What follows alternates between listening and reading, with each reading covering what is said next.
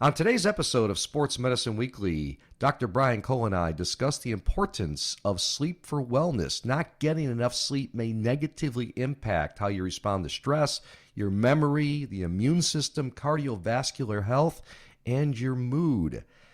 But first, many thanks to our sponsors, including Vericel. They develop, manufacture, and market autologous cell-based therapies for patients with serious diseases and conditions. For more information about their products, visit VCEL.com.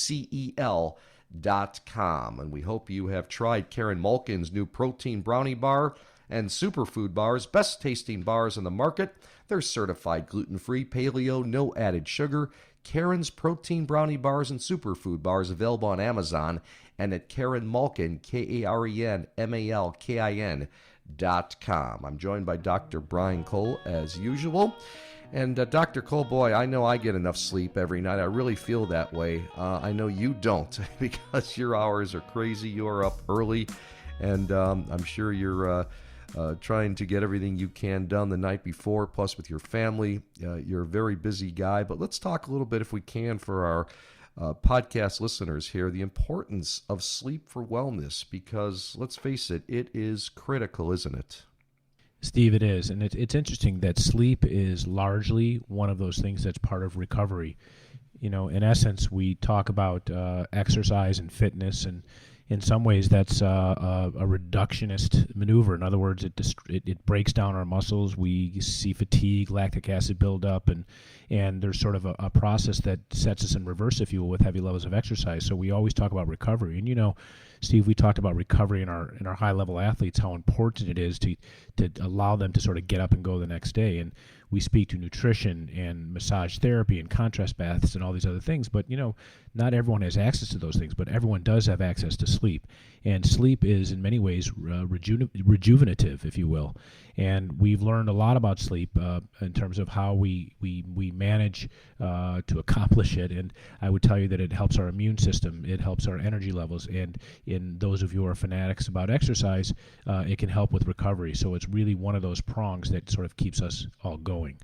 Let's talk about exercise because let's face it, you know, we tear our bodies down in the gym, and we really talk to us a little bit, if you can, and tell us about the importance of sleep for recovery, right? I mean, I love getting a good workout, and I'm sore, and I also feel better, you know, if I work out anytime during the day. You know, a number of hours later, I feel so much better than if I don't work out. We've talked about that, but boy, the recovery process during that REM sleep is really vital, isn't it? Yeah, I would argue that there's actually an endocrine or hormonal axis, if you will, that is active when we're sleeping, that is not active when we're not. So sleep is part of our adrenal system, if you will, in terms of how things are regulated, our internal cortisol levels, which is really our sort of our body's internal steroids. And there are things that happen during sleep that just don't happen during waking hours that our body is allowed to do. So as I mentioned, it can help with our immune system. It can help with proper balance of the endocrine system in our body in terms of how things are produced, and it aids in just overall recovery. So and then the other things that it's involved with is related to memory. There's been numerous research studies that have looked at sleep and its role in preserving memory and how we respond to stress. As well as even our cardiovascular system and mood. So there's so many attributes, but for our athletic, active population out there, they just should think of sleep as part of their rejuvenative process, because that's when a lot of things happen that are otherwise not occurring during our waking hours. Would you agree that, does everyone need the same amount of sleep? I know always seems like the President of the United States, I go back in time, they go, you know, I sleep 4 hours, I sleep 6 hours. I like to get my 8+ hours, which I usually do. How much sleep do you get? And do you think it's different for every person? I think it is somewhat different, but there are some rules of thumb, you know, and I'll tell you what, Steve, I can go over a couple of points that I think are particularly helpful as it relates to sleep and, this sort of what I would call sleep hygiene. So with respect to your question, you know, having a target is important. And I would say that the general rule of thumb is that healthy adults should really get between 7 and 9 hours of sleep per night. And I recognize that that's very difficult, but I would submit to you that achieving 7 hours of sleep would be an admirable and not necessarily aspirational goal, okay, as far as the length of time. Right. There's some other things that are relevant. The other thing is exercise. Getting frequent exercise can help promote better sleep. But some people say, well, I'm just going to exercise right before I go to bed and then I'll be tired. That doesn't always work. In fact, there's some recommendations out there that suggest that it's best to avoid exercise in the hours it could be the at opposite, other times. right? Yeah, exactly. At times that are not just prior to sleep to prevent disrupting your sleep cycle. The environment is important. There's some people who really need white noise. They need a constant noise. They need complete quiet. I would tell you that in general, even if you're someone who could fall asleep anywhere, you're better off trying to sleep in a quiet room. And if there's other noise that's sort of erratic in nature, then using a white noise, and I actually will use my phone sometimes. I have a built-in fan app that if I'm traveling and I need, there's noise, ambient noise, I'll use the app to create white noise. So it's just some kind of constant, subtle background noise that can drown out any other intrusive noises. Go back. What is that? What is a fan app? I mean, it makes a fan sound. It makes a fan sound. That's a white noise. That relaxes you? Yeah. Well, it doesn't relax me. It just prevents that sort of erratic differences in outside noise. I live in the city. Sometimes it can be really loud. There's sirens and things of that nature. And even if you can sleep through those things, that can be actually particularly disruptive to REM sleep. So white noise can actually prevent those distractions and support relaxation, and it can just avoid that, something that's higher decibel level that would otherwise potentially wake you up. Yeah, and it's a consistency. I'll share something with my own family here. My wife and I and our two boys, boys are 17 and 14, we have like a dehumidifier upstairs where we have the bedrooms, and it actually doesn't work, but it just makes a noise. It just makes a fan noise, and we put that on every single night, but it's consistent. We all sleep through it, and it seems like something's missing if we don't have it, Yeah, that's exactly what I'm saying. That's your white noise. That's exactly what I'm saying. So you've kind of already found it yourself. Lots of ways to do it. I use a fan in our room, but if I'm traveling, I use it on my phone. I think there's some other things, Steve, just having a good routine is important. So establishing a routine, try to go to bed and wake up at a very similar time each day. I know some of my worst times in terms of how I felt physically when I was a resident and having call, there were times I'd be up 24 to 36 hours, and then you get 12 hours of sleep or 6 hours of sleep to make up for it in some instances. That would be that tough. So I think that having, if you're an individual who travels, those are some of the most difficult things. And we see that even in our NBA players when they're doing these different trips. They're in different time zones over the course of just a couple of days. So we really try to emphasize trying to get to bed at a very similar time biologically, not the chronologic time of where you are, but what your body's used to, and then waking up at the same time. It's not always practical if you're in business or have other demands on you, but that's an ideal situation where we should be trying to go to bed and waking up at a very similar time each day. Dr. Cole, I want to take a quick little break here just to recognize some of our sponsors. When we come back, I want to talk about setting the right temperature and also prioritizing comforts. Okay, so let's get into that. But first, Midwest Orthopedics at Rush is something you can't find anywhere else. The #1 ranked orthopedic and spine care in Illinois. When it comes to diagnosing and addressing your pain, their team of orthopedic providers is focused on giving you the most effective treatments to help you feel and function better. And with access to their orthopedic and spine experts conveniently located in 6 Chicagoland area locations, easier than ever to get you back to leading a full, active life. Visit rushortho.com to learn more and to find a specialist. JRF Ortho partners with orthopedic surgeons to improve the quality of life of patients by enabling them to have an active life through the generous gift of cartilage and ligament transplantation. Please go to jrfortho.org to learn more or sign up to be a tissue donor at donatelife.net. We're talking about the importance of sleep and some sleep tips. So how about setting the right temperature? Do you think that's important? And I know men and women differ from this, and it goes both ways. I mean, some men don't like it when it's too cold. You think women don't like when it's too cold, but it's really can be opposite as well, right? Yeah, I think it's pretty gender non-specific, to be honest, Steve. But I would say the temperature in your bedroom or where you're sleeping can absolutely affect sleep quality. And the ideal temperature, and there's some science behind this, suggests that it's somewhere around 65 degrees.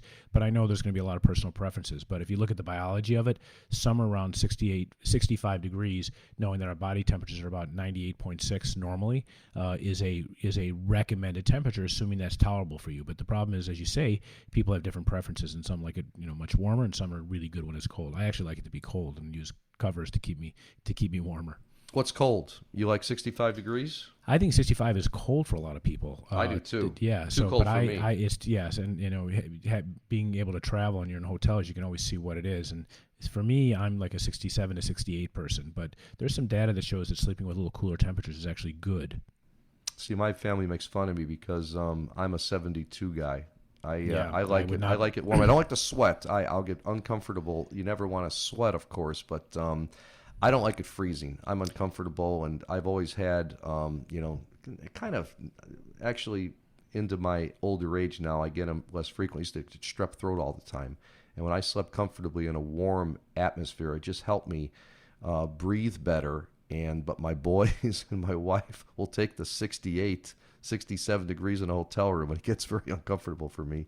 Well, But I got to live through it. one more reason you and I will never find ourselves in the same bed at the same time, okay? Just leave All it right, at that. thankfully. 72 degrees. I could never do that. Really? It's not that bad. Not with his I heat don't know, going not- on you, not but for just me. a nice, 72 is a comfortable temperature. Yeah, and there's a whole industry about comfort and mattresses and so forth. But what's really interesting is that they're going towards firmer mattresses now for your back, Right. as being more ergonomic.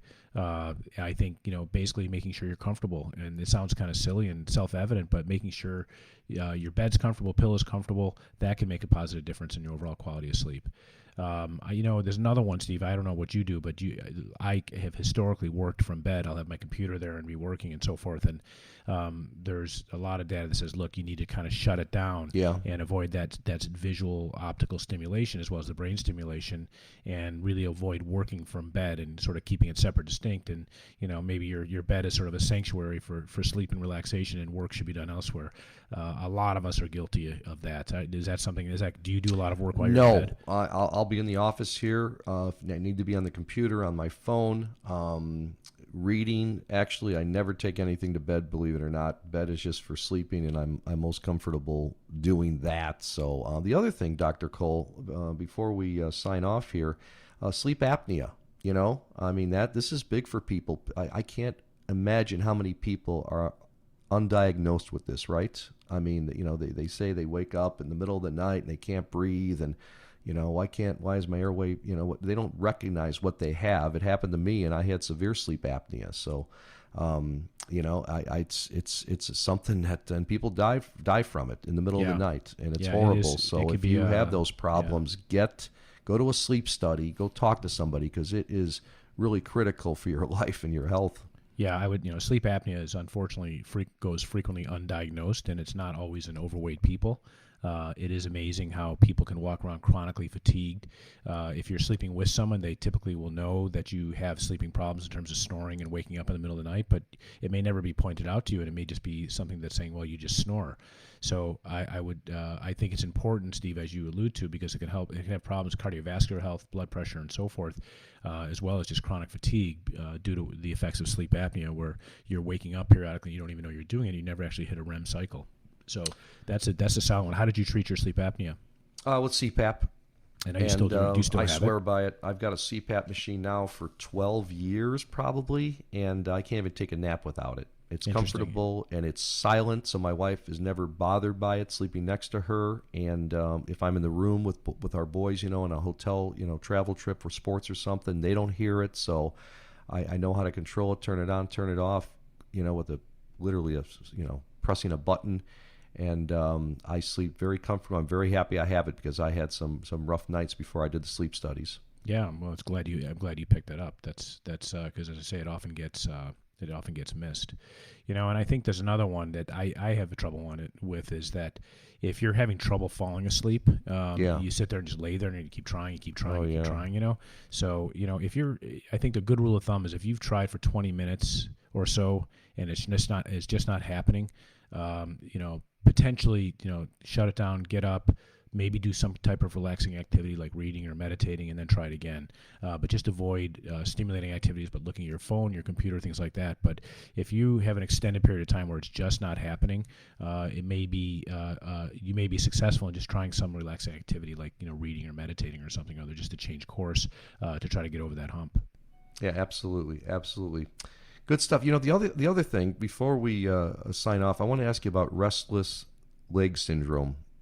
What do you know about that? Because I get that sometimes, and it's always at night, and you're sitting there watching a ball game or something, and your legs feel like they got worms in them or something, and you got to just shake them, and it's like, how can I get rid of this? And there's some home remedies out there, but are you familiar with that? And do you hear that at all? Yeah, I hear a lot about it from patients. You ever had it? I don't think so. There actually are some new medications to assist with restless leg syndrome. There may be some vitamins, vitamin D supplements have been shown. There's some association with nutrition and maybe foods that may be causing or associated with it. Even magnesium deficiency. So I might get it once a month. Yeah, maybe twice a month. There's a number of factors. We often will it, check people's electrolytes to make sure that's not a problem, because that can be a very simple cause, having abnormal sodium or potassium levels. I mean, so for people who don't know what it is, it's just this strong, irresistible urge to keep moving your legs, and it's just a very uncomfortable sensation, and it just gets worse when you're resting or you're sitting or you're lying down. But they're relieved easily with activities such as walking or stretching, and they tend to be worse at night than during the day. Yeah, exactly. So as I said, it goes away, and it might go away in 20 minutes. If I'm sleeping, I never really get it, but I've had it before, and it is aggravating, to say the least. Oh, yeah, for sure. Dr. Cole, great stuff. We appreciate it. A final word from one of our sponsors. Warm weather is here. Time to get outside, enjoy your favorite activities, spend precious time with family and friends. Aches, pains, or an injury should not be part of the memories you're making. The therapists at Rush Physical Therapy are here for you with more than 60 locations throughout greater Chicagoland. Rush's clinical experts will get you back to life. Go to rushpt.com today to schedule an appointment. Not sure if physical therapy is right for you? Request a complimentary consultation and discover the power of Rush Physical Therapy today. Many thanks to our producer. He is Alex Soroka. We hope you enjoyed today's Sports Medicine Weekly episode. Be sure to add the Sports Medicine Weekly podcast to your playlist on Apple and Spotify. Listen in anytime, any place. Subscribe to the Sports Medicine Weekly podcast. New Sports Medicine Weekly podcasts are shared weekly on social media. And you can follow us on Facebook, Instagram, and Twitter. For Dr. Brian Cole and Alex Soroka, I'm Steve Cashel. Thanks. We hope you enjoyed this episode of Sports Medicine Weekly.